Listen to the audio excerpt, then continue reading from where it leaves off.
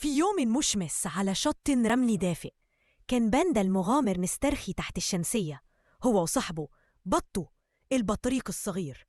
كانوا بيشربوا مانجا ويضحكوا لحد ما سمعوا صوت نورس بيزعق.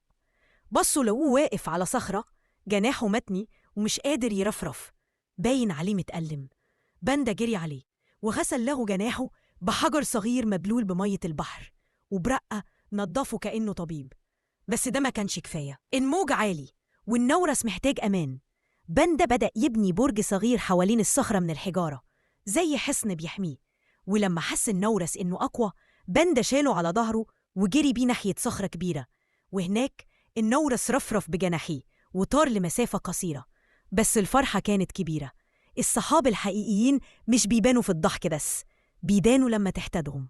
باندا علمنا إن دفعة بسيطة في الوقت الصح ممكن ترجع لك جناحاتك.